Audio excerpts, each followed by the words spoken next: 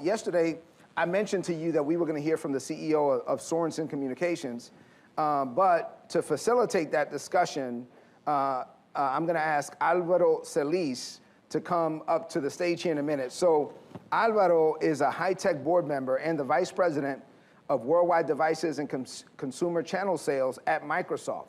Let me tell you a little bit about Alvaro. He has a long bio. I'll just tell you a few things.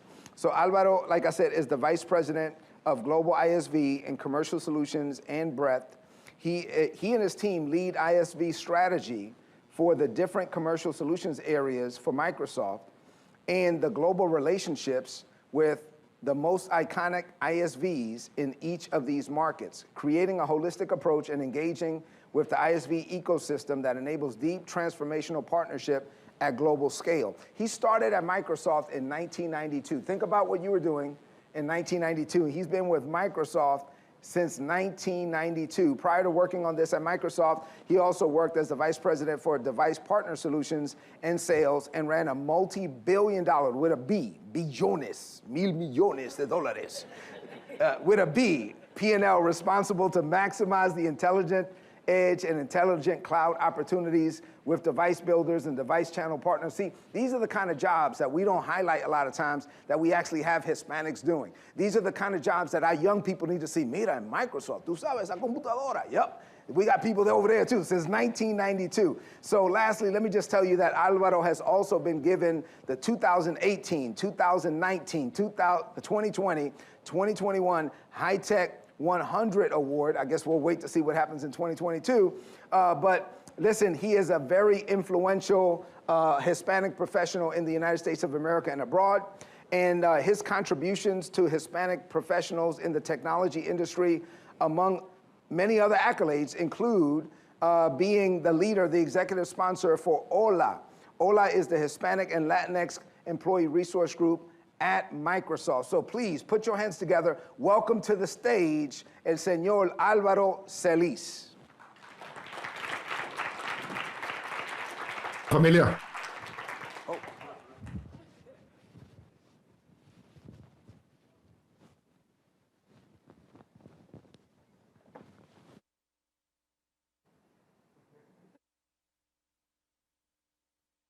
don't know if they can hear us, Alvaro, but you look great.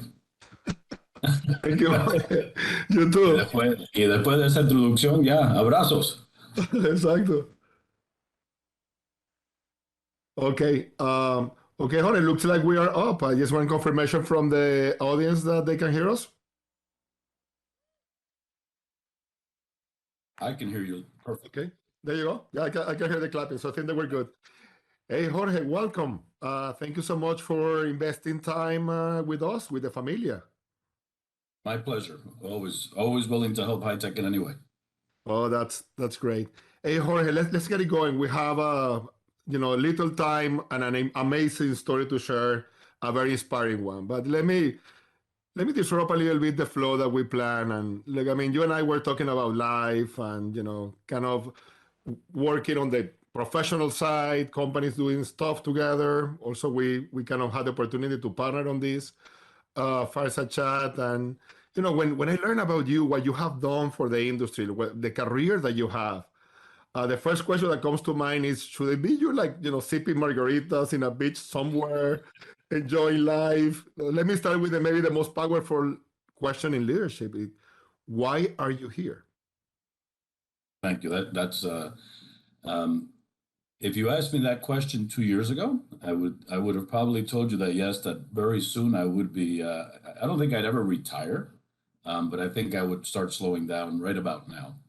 And I had this unbelievable opportunity fall in my lap at the latter part of last year to come be the CEO of Sorenson. And the mission of Sorenson was just so compelling and so beautiful that I said, no, I'm going to put all those plans aside. I have a unique opportunity, and I'm sure we'll get into it, but I have a unique opportunity to drive large-scale impact. And that was what I considered an opportunity, but also a responsibility that I was not about to let go. So I accepted it and decided that my desire to slow down a little bit would be put on hold. Well, on behalf of the society and the Hispanic community, thank you for making that decision. I think it has paid out greatly, and we want to talk a little bit about that later on. And thank you for being so transparent with us on your life plans and what this opportunity to lead Sorenson meant to you. So let's start from the beginning. By the way, you have Jorge Raw, right? I have no preparation. Whatever question you ask, I'm going to answer. Yeah, no, I know, I know. You told me that you were game, and I'm like, okay. Uh, so we're gonna have some fun in here. No, but let's start from the beginning. Now, seriously, on your career, the milestones that have allowed you to become the leader that you are. You know, I see Latinx Hispanic CEO of a company that is doing such an incredible work. It's something that is again inspires people and motivates and show people that it can be done. It hasn't been an easy path, but it's been a fantastic path. So can you help the familia, the audience, learn a little more about your journey, Jorge? Sure. So I'm of Cuban descent. I was born and raised in Newark, New Jersey, and back in the 60s when it was probably not the most desirable place to be living in the United States. It was one of those places, and it was a time where getting educated was very difficult. It was difficult because of the area we lived in and the things that were happening. And literally it was a struggle. And sometimes it was a physical struggle to actually go to school because of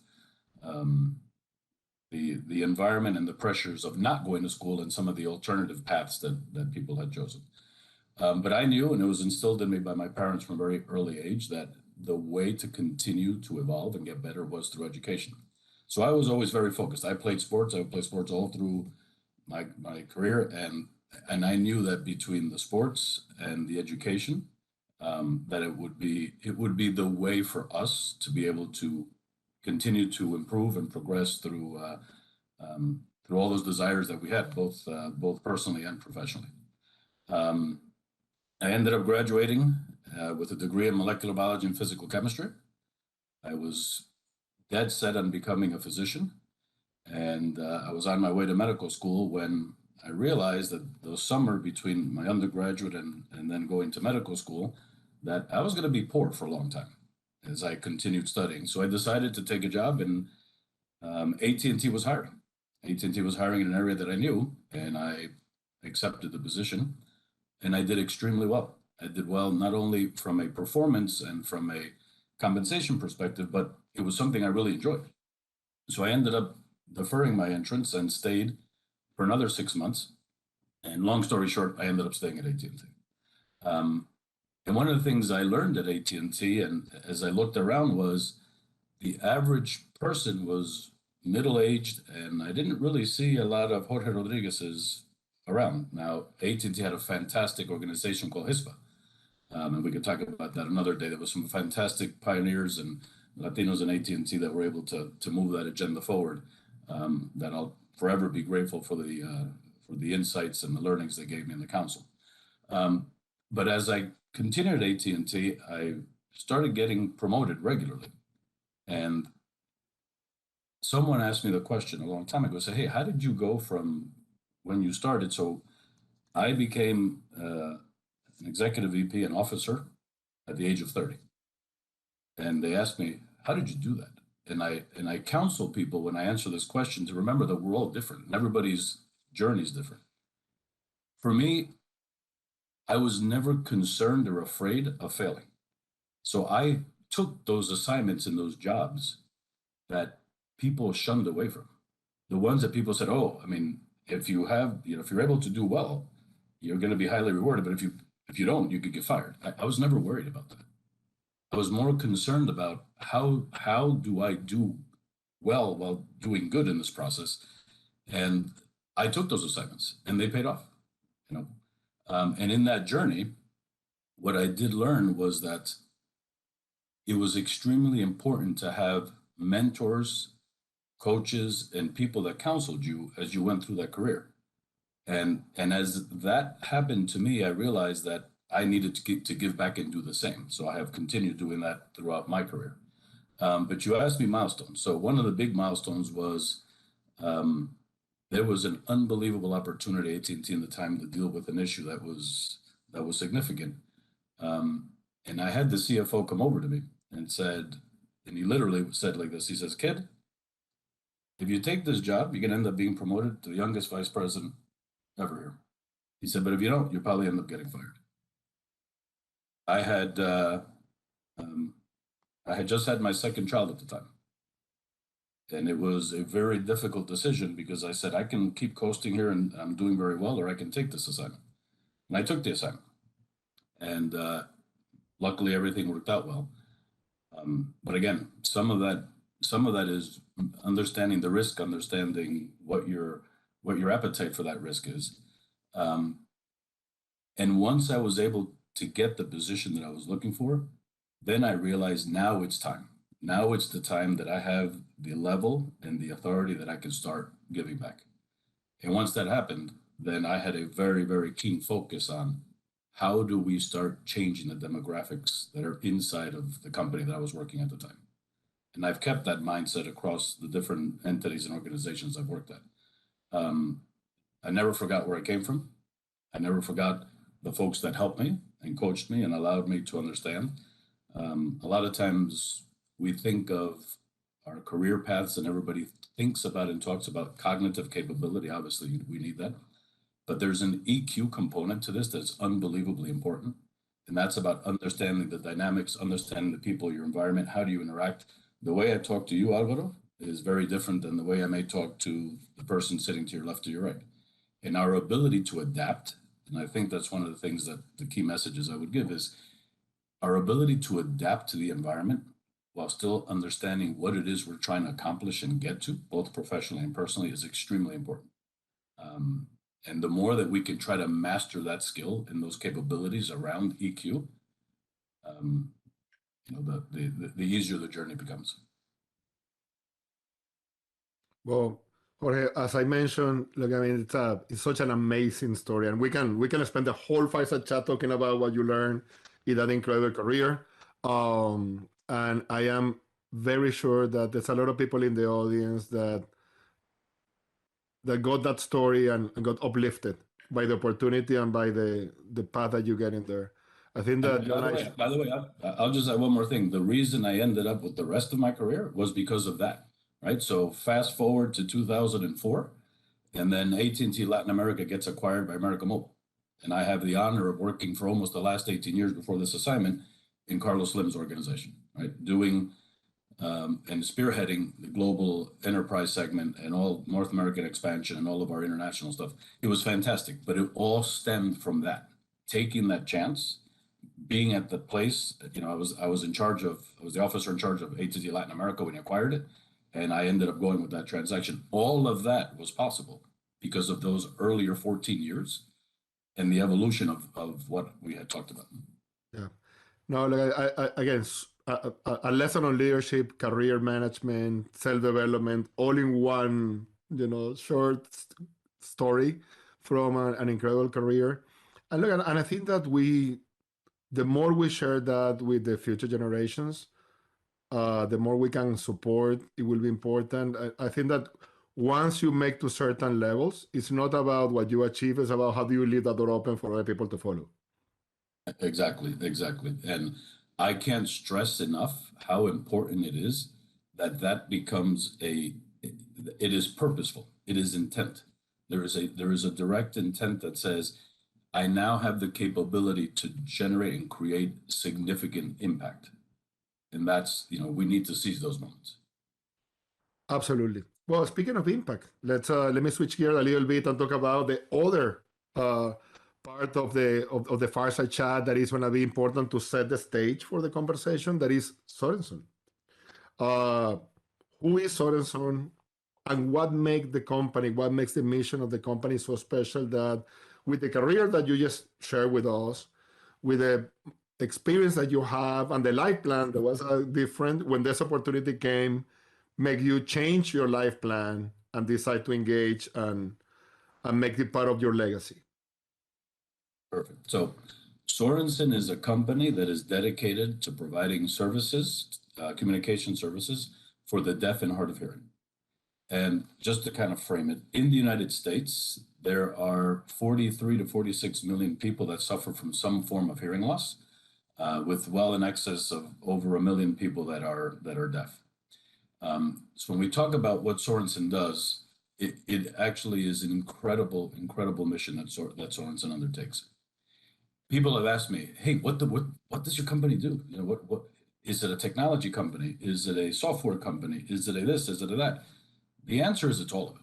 But more importantly, to me, the way I communicate what Sorenson is Sorenson is a company that leverages the power of language to advance human connections. It is so incredible that in doing that, it enriches our interactions and experiences across a more robust population. And thereby, it enables inclusivity and diversity in everything we do. Think about our ability to take this population that I just referenced and allow us to communicate seamlessly. Without Sorenson and those services, that wouldn't happen, right? So the other thing it does is that it enables us to go into underserved and underprivileged communities and generate significant impact. Why? Because we are able to connect those communities to the rest of the population, not only in the United States, but also globally. And in doing so, we are having direct and meaningful influence in people's lives. In a nutshell, that's what Sorenson is, right? Well, thank you, Jorge. Look, and I know that there's a topic that is both core part of the Sorenson mission, as you mentioned, but also near to your heart. That is diversity, equity, and inclusion. That of course, at the core of that is also accessibility, right? And how do everyone is included. Doesn't matter the situation or the context they have on the accessibility front. So how does Sorenson became a leader in that space or a role model, right? I mean, it's a company that for sure many of us look up to on the practices on that front. And I know you have worked holistically, culture, leadership, mission, product. I mean, there's so much you have done in that front. I know it will not give justice with the time that we have, but I'm pretty sure you can give us at least a glimpse for the audience to connect with the progress in that front in Sorenson. Let me try to answer that this way, if I could. Obviously, I am not deaf, so I do not pretend to understand what it's like to be deaf.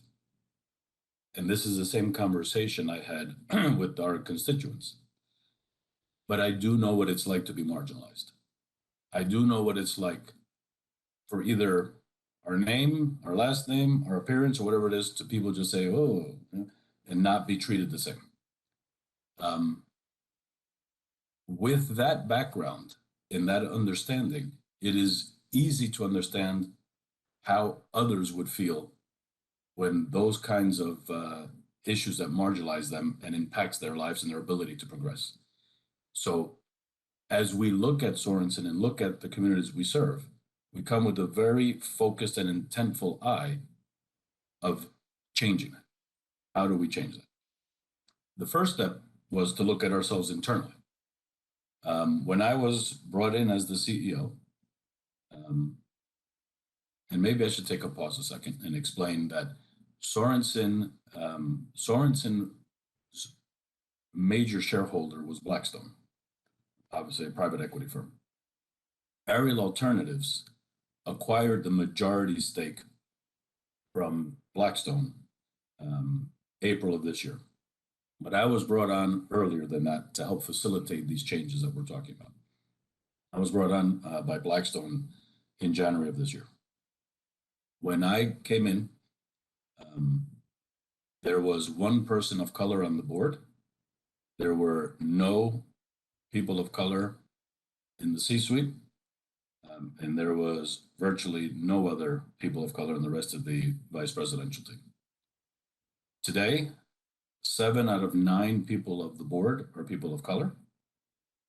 5 out of 10 C-levels are people of color. And 37% of the entire executive team are people of color. And someone would say, well, how would you do that? My response was, it isn't that hard. And I know that goes against what everybody says, but it's not that hard. What's hard is to make a change if you keep looking and acting and doing things the same way.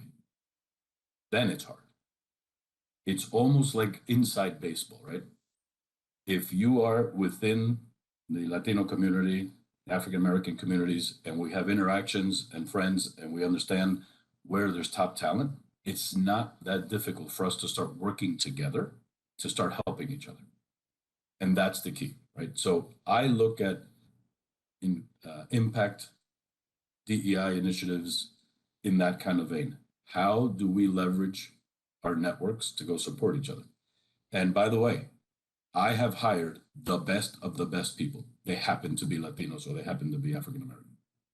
I didn't go looking and say, I need to have a Latino or Latina in this position. And by the way, there was no women in the company either. In executive positions, there was one. Today, we're just about 50-50, right? It is purposeful, it is direct, it is intentional, and it is to specifically grab the best people and put them in the best positions to enable the company to do well and enable the people to have growth and opportunities and careers. When you combine that, that's why I say it's not hard. I know I'm being kind of tongue-in-cheek. It is difficult, but it's not that hard if you break the process that exists. And that's one of the main messages that I would give. The other thing I would say is the way we're driving these initiatives is directly impactful to the communities, because we're not just providing the communication services and the ability to embrace diversity and inclusion through the power of language, as I mentioned before, but we're also doing it in economic ways. We're creating jobs. We're enabling folks to be educated. We're enabling Fortune 500 companies to come together and create consortiums where the underserved, underprivileged communities now have an avenue to be able to come and get hired. And in doing so, we start bridging the wealth gap in the United States, and that drives sustainable long-term capabilities. So I could probably keep going on, but I figured I better stop there. No, thank you, Jorge. But you touched on a point that I think is worth investing a few minutes. I think that we want to have still good time for Q&A. So let me try to speed it up sneak a couple of more questions, and then we'll open up for that. You mentioned the power of communication, how the access to that communication will increase opportunities, globally, internationally, for underrepresented communities, for minorities that might not have been all included in the past, right? Or have been included as they should. So how do you see the evolution and the impact of that progress and on how communications are going to change, or the modern communications are going to change the landscape?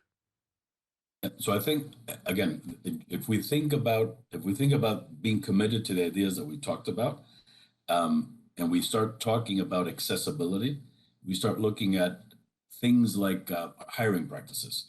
We start talking about trilingual interpreters, at least in our world, for example, right? About how do we take some of our services. So our services have to do with providing a physical person to interpret for a deaf person, or utilizing services that are captioning for folks that are hard of hearing and can speak, but need to read because the auditory portion may not be as strong. So when you start looking at those kind of things, and we start driving those capabilities, not just locally, but a worldwide expansion, now you're looking at big scale. And that's what I meant. And that's what I meant, for example, about why I took the assignment, right? And why I decided to move forward. We have the ability here to, through accessibility, through our impact focus, through our DEI initiatives, we have the ability to drive this massive impact at a global level, right? Just to give you an idea, we are in the midst of looking at some opportunities outside of the United States. We're looking at the creations of hundreds and hundreds of thousands of jobs that are focused around underserved, underprivileged communities. And how do we drive accessibility into those communities as well? So, I mean, one of the things I forgot to mention, inside the company, we're committed to what we call IDEA. IDEA is inclusion, diversity, equity, and accessibility. it is part of our mere fabric of what we're doing, right? It's ingrained in everything we do. That's fantastic, Jorge. So, hey, let me try to use a open frame question for you to be able to bring everything we have talked during these past few minutes together. An incredible, inspiring career, an amazing opportunity with Sorenson, and a passion for transformation.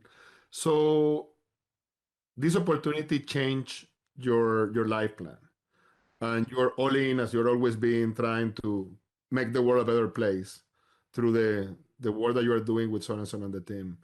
So, at what point, or how do you define, how are you envisioning that legacy that you want to build, right? Once you call it like, okay, Margarita time, let me go to the island, going back to my original question.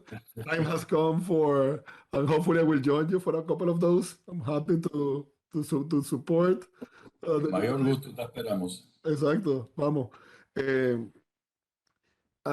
what's the legacy? Or what do you wanna leave behind when you move on and take a different challenge or go into a different career stage?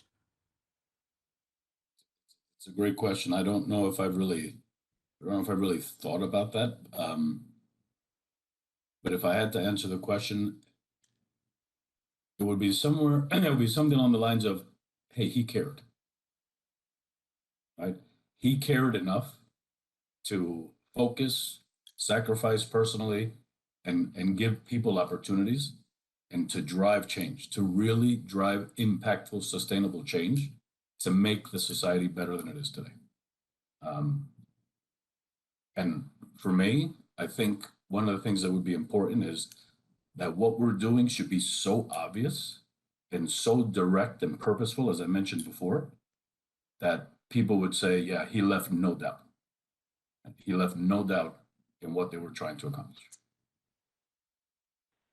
Thank you, Jorge, for sharing that. And even today, when we look at what you're doing, what you have done just up until now, it's an amazing change and impact. And you cannot do this level of transformation without your heart, right? I mean, it doesn't happen.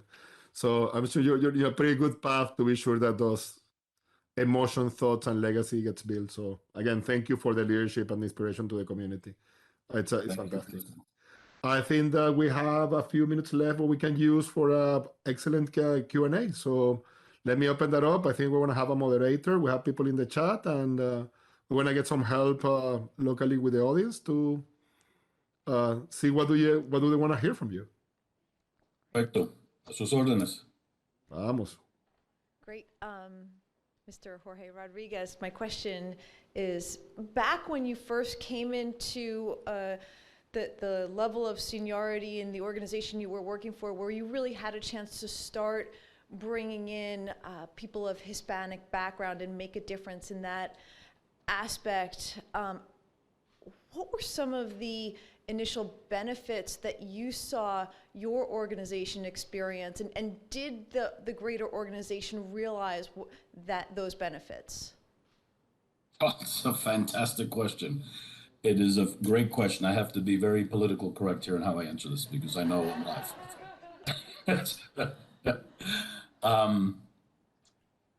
I was able to tap into HISPA, as I mentioned, which was the organization at the time that was of Hispanics, and able to leverage that organization for us to be able to purposefully find opportunities. But even the day that I left AT&T, and by the way, I only left because of the acquisition, right? I never really left. I just went with the acquisition that America Mobile made.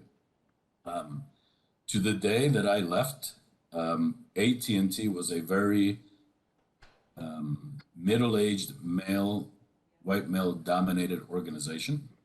And I will tell you that by the time I left, there was some significant aha moments of the group, and the focus on understanding how diversity does create stronger teams, how it enabled us to look at consumers in a different way, how the diversity of thought and the experiences enabled us to enact initiatives and programs that had not been done before. So there's no doubt that it was recognized.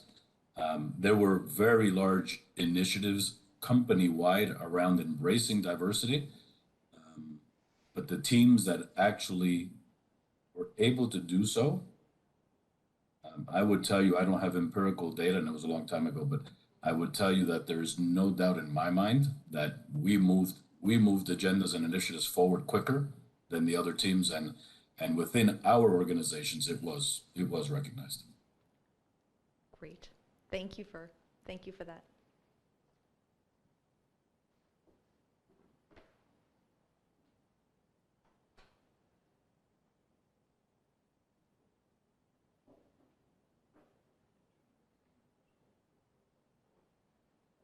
Tiempo con una tequila. Yeah. Bueno, pues sí. Hola, Jorge. We have a question from our virtual audience from Tracy Brown. In regards to prior discussions related to the statistics of Blacks and Hispanics in technology, could it be more a mix of ethnic background that is diluting the Black and Hispanic statistics? I am personally half Hispanic and half Caucasian, and therefore my kids are now only a quarter Hispanic. They are both in technology, but would not necessarily be considered among the Hispanic statistic. It's a great question. I'm not sure. I'm not sure how to answer that question because I don't know if I have enough information to be able to answer it correctly, but what I will answer is the following. Going into STEM and studying STEM is not or has not traditionally been an area of focus in many of our communities. So the more that we're able to promote why STEM is important. So but let me back up a second. If you look at my career trajectory, right? I now have MBAs, I have masters in technology, and I have all the stuff and all the credentials on the business side. But if you remember my introduction, my background was molecular biology and physical chemistry. It had nothing to do with business. Zero. When somebody first asked me about the 4 Ps, I thought they were talking adenyl triphosphates. I thought we were talking about molecular stuff, right? I don't know what the heck the 4P, what the heck's a 4P? My ability to have succeeded to this day, I would tell you, was the analytical capability that I gained in the studies of what I studied. And that is all STEM related. And those studies and that training and that discipline will allow folks to do very, very well in the fields that we're all in today. In the bridging of, there used to be some very clear lines of demarcation between business and technology. Now they are symbiotic and they're codependent. There are businesses and leaders in technology need to be business people need to be technologists, not necessarily bits and bytes, but understand capabilities and how organizations are influenced, disrupted, impacted, and transformed by technology and the capabilities that enables.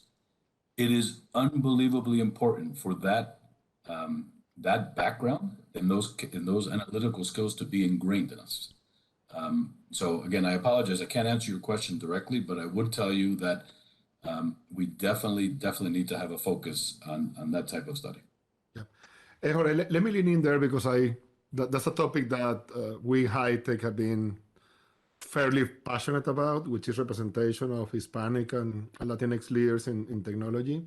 Look, and I will say one of the things that the industry has gotten better at is empowering their employees, the members, to self-identify.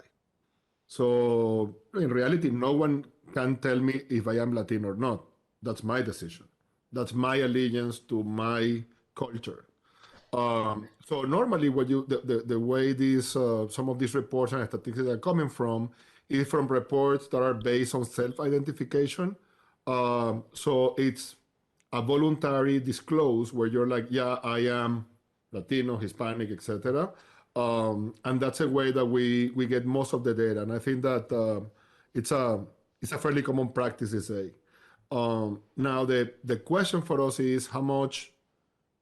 Look, when I joined the cause of inclusion and diversity on the Latinx front, many years ago, the one data point that made me commit part of my time and life mission to make a difference was the fact that I think it was 76% of Latinx and Hispanics were hiding who they are at work because they believe that will be counterproductive to their career progress.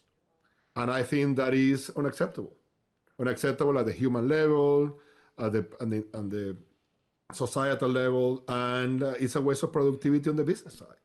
So Jorge, like you, I think that we're all here because we want to be sure that not only for ourselves, but more importantly for the generations to come, the playing field is leveled, and everyone has an opportunity based on their merits, their capabilities, where the difference complement us and not divide us.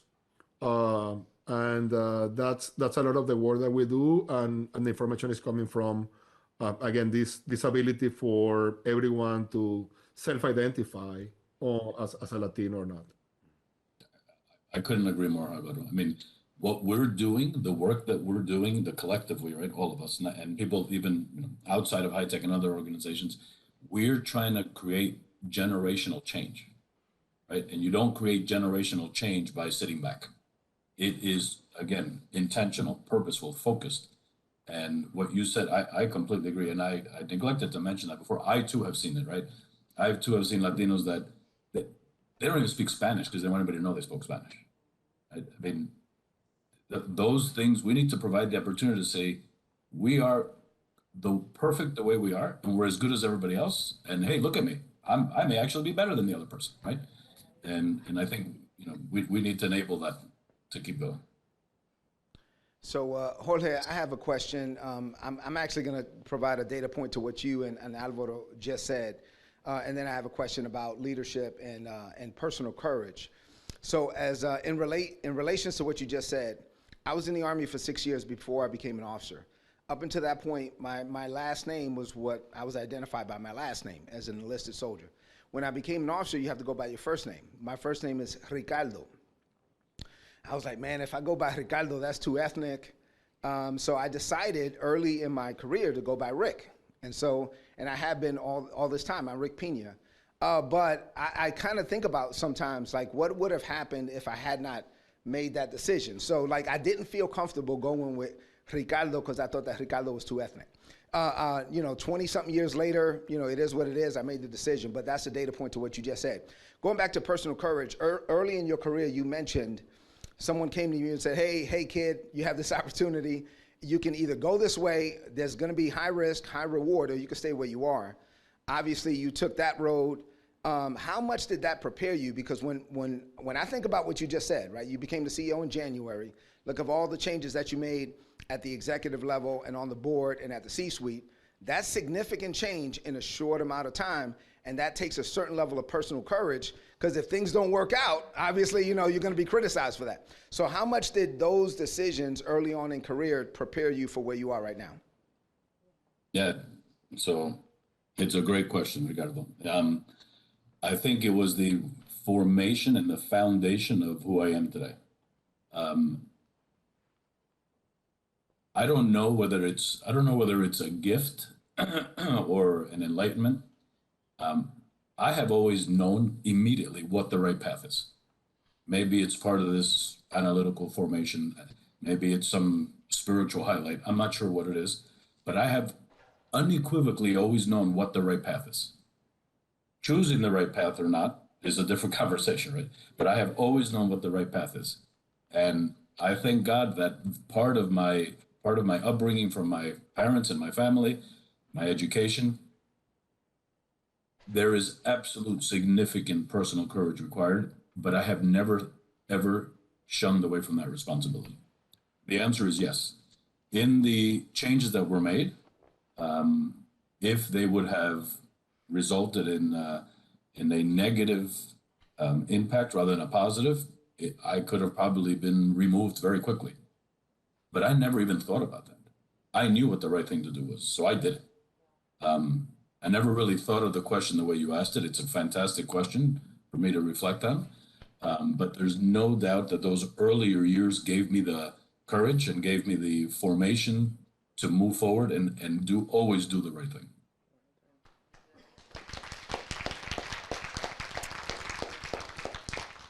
Jorge, we have one final question from our virtual audience member, Benny Gonzalez. Has Sorenson explored automated translation of American Sign Language as a service? Absolutely. We are the market leader in ASR. We have, and Alvaro's here, so I can't really tell you that we're better than Microsoft's capabilities right now. But I would tell you that we are at par. And when we combine Microsoft and our technologies, we are unbelievably strong. And we are looking at continuous impact from a quality and customer satisfaction perspective. So we are definitely all over it. We're also all over machine learning and AI capabilities to enhance that. And I'm not giving Alvaro a plug as he's here, but Microsoft is one of our key partners. And we look forward to that continued partnership and evolution together as we try to create new market standards.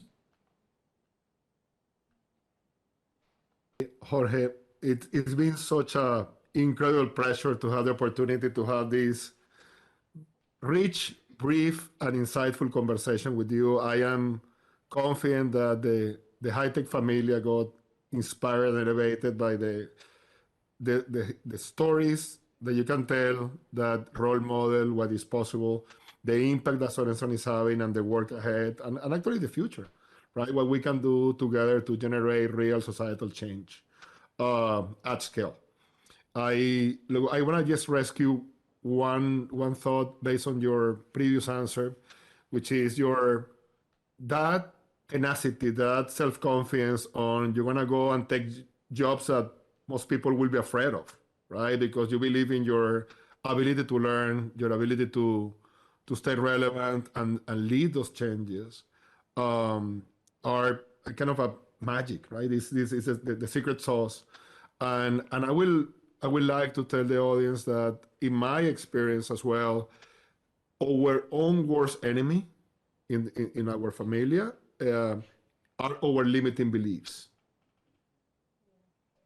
Right? You need to be self-aware, but if you believe you cannot do something, you're not going to do it for sure. When you believe you can, trust yourself, and then follow through with it, as you have done many times in your career, Jorge, achieving new milestones and transforming, I think that is an inspiring and excellent role model for the mindset that can prevail and how that mindset can help us achieve our true potential. So thank you so much for the inspiration, and I will leave you for wrapping words for the audience. Thank you, Jorge. Please. Well, thank you, and thank HITEC for the opportunity. I want Omar to notice that I am not wearing a tie. The last time I saw him, he said, "Hey, tie are for old people." So I took my tie off for this event. But when I go back to the office, I will put my tie back on. I'm very happy to have been here. I appreciate the opportunity, and please feel free to reach out to me, whether it's directly through HITEC or if there's anything I can do to help anyone. I would gladly do so, and I hope to come back and see you guys soon again. Thank you. Thank you. Ciao, familia. Hasta luego. Thank you, Jorge. Thank you, Alvaro. If you were not inspired by that, you were not paying attention. All right, so we're about to take a break.